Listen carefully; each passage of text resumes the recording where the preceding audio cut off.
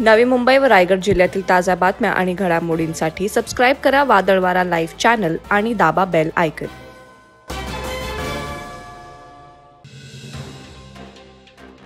उद्धव बाळासाहेब ठाकरे शिवसेना गटाचे माजी केंद्रीय मंत्री अनंत गीते यांनी गुरुवार दिनांक 29 फेब्रुवारी रोजी माणगाव तालुका युवा सेना मध्यवर्ती जनसंपर्क कार्यालयाचं उद्घाटन केलं। यावेळी अनंत गीते यांचा आक्रमक अंदाज पाहायला मिळाला। त्यांनी आपल्या भाषणात खासदार सुनील तटकरे यांच्यावर थेट विश्वासघातकी असल्याचा आरोप लावला। तसंच माझ्यासमोर निवडणुकीला उभं राहून दाखवा, तुमचा लाखभर मतांनी पराभव होणार आहे असं दस्तूर खुद्द भाजपचा ओपिनियन पोल सांगतोय, असा घणाघाती टोला अनंत गीतेंनी यावेळी लगावला।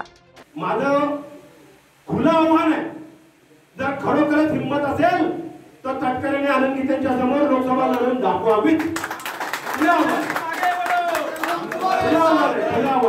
त्यांनी खरोखर हिंमत करून दाखवावी। काय त्यांची अवस्था होते ते बघा। जो सर्वे केलाय भाजपने, सर्वे केलाय, त्या भाजपच्या सर्वेने जाहीर केलंय की जर तटकरेंना उमेदवारी दिली तर तटकरे 1,20,000 मतांनी हरतील। रसायनी पाताळगंगा परिसरातील बोरिवली परिसरात येत असलेला SMS इन्क्लोक्लीन प्रायव्हेट लिमिटेड बायोमेडिकल वेस्ट प्रकल्पाला स्थानिकांनी कडाडून विरोध दर्शवलाय। यासाठी गावोगावी जनजागृती मोहीम राबवण्यात आली असून रसायनी पाताळगंगासह आसपासच्या परिसरातील 20 पेक्षा अधिक ग्रुप ग्रामपंचायतींनी हा प्रकल्प या ठिकाणी नको यासाठी पाठिंबा दर्शवलाय। हा प्रकल्प मानवी आरोग्यास तसंच मुक्या प्राण्यास घातक असून कॅन्सर, TB, अस्थमा, निमोनिया, त्वचारोग आदी आजारांचा धोका होण्याची शक्यता नाकारता येत नाही। भारतीय जनता पार्टीचे दक्षिण रायगड जिल्हा उपाध्यक्ष दिलीप शेठ भोईर उर्फ छोटम शेठ यांच्या संकल्पनेतून साई क्रीडा मंडळ झिराडच्या वतीनं अलिबाग प्रीमियर लीग क्रिकेट स्पर्धेचं शानदार आयोजन करण्यात आलं। या स्पर्धेचं उद्घाटन छोटम शेठ आणि भाजप नेत्यांच्या उपस्थितीत करण्यात आलं। स्पर्धेसाठी अतिशय नियोजनबद्ध आयोजन करण्यात आलं असून हिरवेगार मैदान आणि उत्तम आसन व्यवस्था करण्यात आली। विद्युत झोतातील या स्पर्धा लक्षवेधी ठरत आहेत। या स्पर्धा पाहण्यासाठी क्रिकेट प्रेमींची मोठी गर्दी उसळली आहे। उदयोन्मुख खेळाडूंना प्रोत्साहन देण्यासाठी ही स्पर्धा भरवण्यात आली आहे।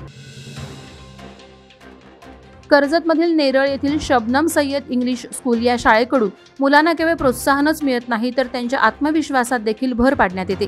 त्यामुळे ही शाळा बेस्ट असल्याची पोचपावती थेट पालकांकडून देण्यात आली। निमित्त होतं ते म्हणजे विज्ञान प्रदर्शन आणि स्टुडंट लेड कॉन्फरन्सचं आयोजन करण्यात आलं होतं।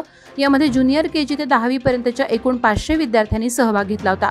महत्त्वाची बाब म्हणजे 5वी इयत्तेतील मुलांनी चक्क कॉम्प्युटर गेम स्वतः कोडिंग करून तयार केले होते।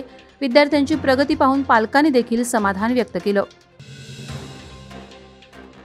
श्रीवर्धन तालुक्यातील बोर्ली पंचतनमध्ये शंकर मंदिराच्या बांधकामाचे तसंच गुजराती भक्ती निवासाचे भूमिपूजन खासदार सुनील तटकरे यांच्या हस्ते संपन्न झालं। गुजराती समाजाच्या वतीनं खासदार सुनील तटकरे यांचं वाजत गाजत स्वागत करून दिव्यागर फाटा ते ज्ञान मंदिर पर्यंत भव्य रथयात्रा काढण्यात आली। आध्यात्मिक श्रद्धा आणि भक्तिभाव जपला जावा या उदात्त हेतूनं 25 लाख रुपयांचा निधी आणि बोर्ली पंचतनमधील दक्षिण सीमेवरील गुजराती समाज ज्ञान मंदिराच्या आवारात भक्त निवास बांधकामासाठी 1 कोटी रुपयांचा निधी मंजूर करून दिल्याचा मनस्वी आनंद होत असल्याचं तटकरे यांनी यावेळी सांगितलं।